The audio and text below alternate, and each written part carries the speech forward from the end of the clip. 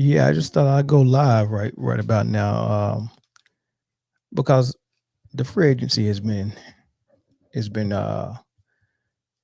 really good. I really been liking seeing some of these teams make moves, and especially the Lakers, man, the defending champs, man. They made moves like they lost the championship. You know, they went out and pretty much got a whole starting lineup just to be their bench. You know, they got Harrell, uh, which could be a starter on almost every team in the league.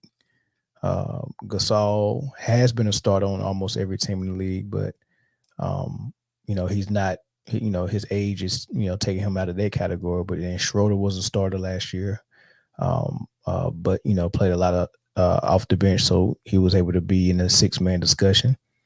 And then Wes Matthews, I think he started on the Bucks, which was a contender, team with the best record in the league. You go get those 4 guys, and you add them to an already uh, championship team who only lost other role players and bench players. You can't beat that. You can't beat that. So I wanted to get on here and talk about the Lakers, man. Are they going to be the favorites going into it? They would probably were already the favorites if they didn't make any moves. I would have said they were still the favorites if they didn't make any major moves and they just bought back everybody that they had and run it back that way. They probably still would have been the favorites. I think the only thing um, that would have made them not the favorites is somebody like the Clippers, um, or or if Brooklyn actually got Harden. I think those type of moves would have made them um, maybe gave them a tougher road. But they still would have been in contention. But let's talk about it though. So you got Marc Gasol, you got Montrezl Harrell, Dennis Schroeder, um, Wes Matthews. Let's talk about what they bring to the team. And then let's talk about the guys they lost: Dwight Howard, JaVale McGee, Rondo, Avery Bradley, Danny Green. That's 5 guys. So let's talk about the pros and cons on them losing those guys and then bringing in these new guys. Right away, what I wanted to say is okay. A lot of people are really high up on Dennis Schroeder, and I am too. I like him. I liked him when he was with Atlanta, and it was calling him Baby Rondo and all that stuff. I liked him. And he was really like Rondo. He could get to the hole and finish. He was fast. He was agile, athletic, and he lacked that jump shot. So now he has better ability to shoot the three. But playing alongside LeBron James is a different type of three you're shooting, and it's a different type of expectation. You're shooting catch and shoot threes. It's totally different. You're not going to get any of those threes where you got the ball in your hand and you're able to pull up because they went under your screen, because you're not going to be running no high screen rolls. All of those are going to go to LeBron. So all your threes are going to be pretty much how Rondo and Danny Green got their threes, off the dribble of LeBron and a dish out and a kick out to you. So they're going to be treating you like Cal Korver, a real shooter, right? So I hope Dennis Schroeder brings something to you that way. But as far as him being a young guy that could take the pressure off LeBron and handle the ball, well, you had that in Rondo, and you didn't use it that much. You still had Rondo off the ball. So what I'm trying to say is, I don't think they're going to change what they had this year with LeBron James playing the point. They didn't have LeBron James playing the point because they didn't have a point guard that could do it. They had LeBron James playing the point because that's the best way that LeBron can be LeBron, because he's always played point his whole career. Whenever he dominated, he was playing point. He didn't have his position title as a point guard. He had it titled as a forward, but he played the role of point guard with pretty much all his teams. Maybe not his rookie season, but pretty much, and maybe not his first year in Miami because they tried to get him off the ball. But he showed and proved that, hey, this is how I dominate. So that's the tough thing about being a point guard or a pure point guard or a true point guard when you're playing with LeBron, because he's going to take a lot of that role off of you. So you can go ahead and dispel all the conversation about Dennis Schroeder taking the pressure off of LeBron and his point guard duties, because LeBron's not going to relinquish the point guard duties to no one. That's what he do. So Schroeder, if he's not going to help you as a shooter, and if he doesn't have the IQ and the know-how and the coach on the floor ability that Rondo had, then he's not giving you that type of help as well either. So what you're really doing is getting a younger guy, but not as smart as Rondo. So I don't think you upgraded from Rondo by adding Schroeder, and what Avery Bradley gave you as well. Schroeder he don't feel the void that you're losing when you lose Avery Bradley, Rondo, and then the Danny Green as well. But Wes Matthews fills that void for Danny Green because I think he's a better defender right now, and he's a better shooter than Danny Green as well. So that was actually a really, really good pickup. That's the one that's scary. That's the one that if I'm the Clippers or Denver or someone like that. What's up, Jose? Jose said he can get a bucket, and so can Harold. Lakers offense going to be scary this year. Defense, yeah, you're right. I mean, and I'm gonna touch on the defensive end, and you're right. Schroeder can get a bucket. But like I said, the way he get his buckets, he's not going to have that opportunity that much because LeBron James is going to have the ball a lot. So Schroeder's going to be off the ball, or unless you're going to use him in a 6-man role. And if LeBron's still playing 35 minutes a game, I mean, you're going to have to play alongside of him at some point. You're not going to be on the floor without LeBron. So when you're on the floor with LeBron, he's not going off the ball. So Schroeder's going to be out the ball, and he's not a shooter like that. So I think you get more value out of Wes Matthews than you do from Dennis Schroeder, just based on how the Lakers are going to play with LeBron. But Wes, he's going to bring some value. He's a 3-and-D guy. Harold, he's a monster. He's a rebounder. He's an energy guy. But he got exposed on defense in the bubble. He's not a crazy gym rat. He don't like he's in amazing shape, and it showed in the bubble as well. He came back kind of really bad off, man. He wasn't looking good at all. And he's running around here with that old Carmelo Anthony body. So hopefully he can give you more than what he gave the Clippers in the bubble last year. But I like Harold as well.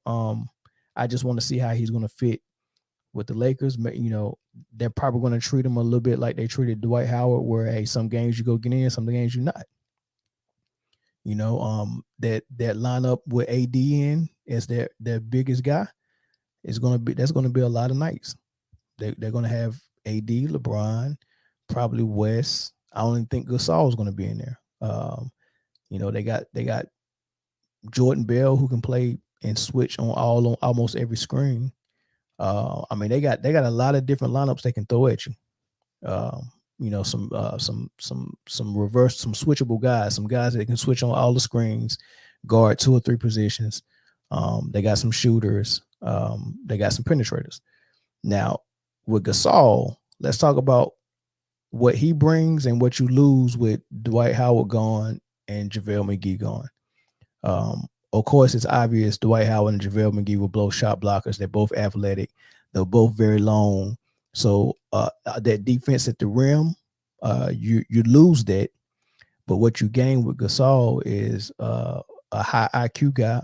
I mean, and I'm not saying that Dwight and JaVale wasn't. JaVale obviously learned a lot playing with the Warriors. But Gasol gives you more on the offensive end as far as being able to stretch the floor back to the 3-point line. And then, he's still got a good post-up game if you need that. The down part about that is on the defensive end, if he's on the floor, he's going to be guarding almost every screening role. And they're going to expose him. He's slow. He can't jump over a phone book. Like, not every team's going to be able to exploit it, but the good teams will, right? So I don't think Gasol is there to play major minutes. He's just there just in case. He's there kind of how like DeMarcus Cousins was there. You won't see. I don't think you're going to see Gasol a lot. Not in the playoffs. You might see him some in a regular season when they're trying to fit him in and build chemistry, but you won't see him a lot in the playoffs. I don't think he helps you that much, other than just being a locker room guy, a smart IQ guy, and a guy that can stretch the floor. But I'm more concerned about what they lost in leadership and experience than I'm excited about what they gained with young Schroeder, young agile athletic Harrell, and old Marc Gasol. But I really like the Wes Matthews pickup though. But I mean that's all I wanted to get on here and really say and talk about that.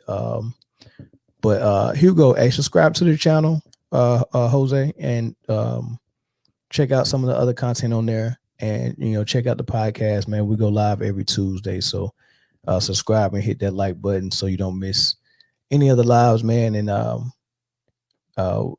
he did play bad this year, yep, but he's still a Hall of Famer in my book, but not for $6 million a year. Who's he going to be able to get? No, I mean, I wouldn't even say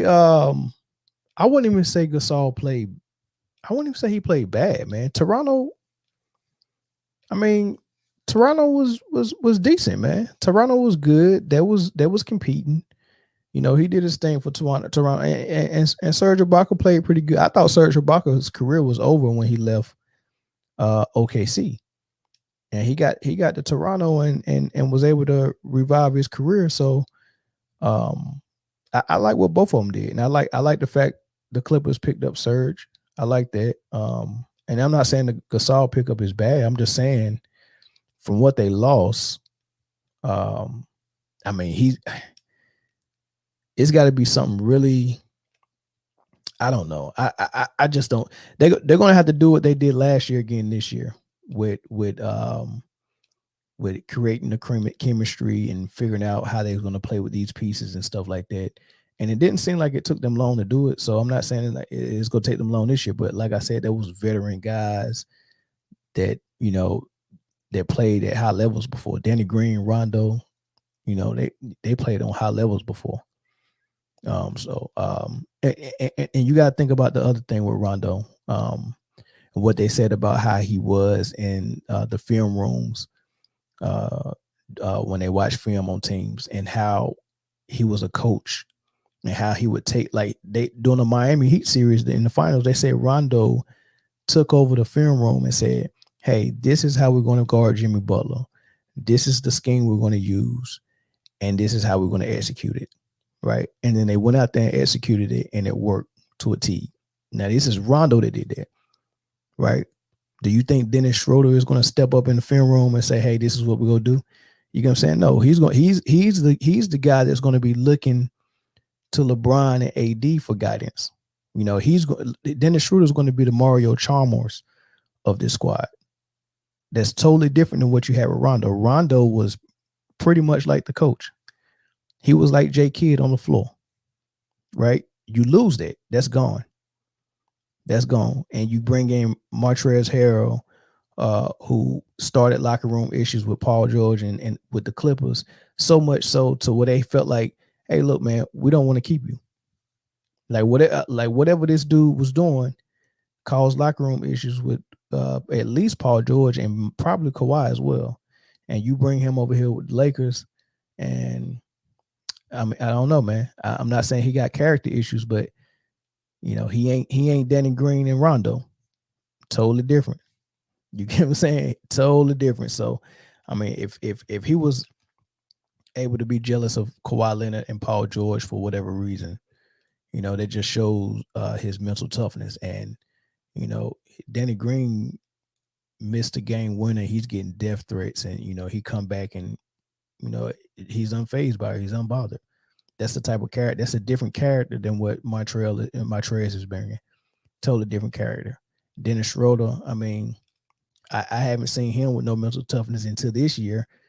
Which probably Chris Paul probably helped him, you know, grow some balls and stuff like that. But like I said, man, he's a guy that's going to be looking up, not a guy that's going to be mentoring and guiding.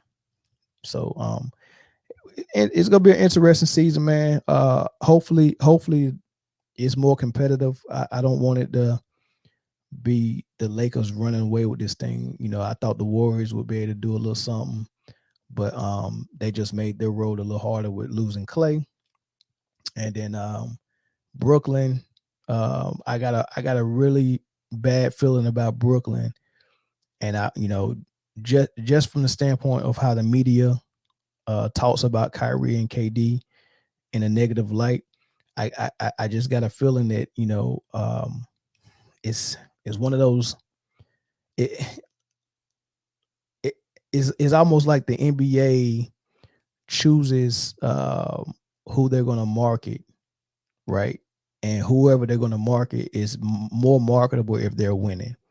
So I'm not saying that the league rigs things, but what I'm saying is that influence that they're pushing this star to you helps somehow, you know, just maybe even if it's just psychological. You got to think referees are human, you know. So if I'm refereeing a game and I know I'm refereeing against or refereeing a game that the NBA star is in, you know, so many people come to watch this star. So if that guy is LeBron and AD, you know, it influences referees a little bit. Now, if everyone is going in the total opposite direction with KD and Kyrie, I think that influences how referees call games. And I've seen it happen so much with Carmelo Anthony in New York, where Melo is just as good as any star it was back then. Whether it was Wade or LeBron, Melo was just as good. But the way the media talked about him, I always saw that he didn't get the type of calls whenever he played against LeBron and Wade. It was always a handicap where the whistle wasn't going his way. And I just got a bad feeling that the Brooklyn Nets is going to suffer from that because they're not likable. KD is not likable. Kyrie is not likable anymore because the media talk about him so negatively. So, but we'll see. But like I said, thanks for the sub, Jose, man. I'll catch you on the next live, brother. Priest.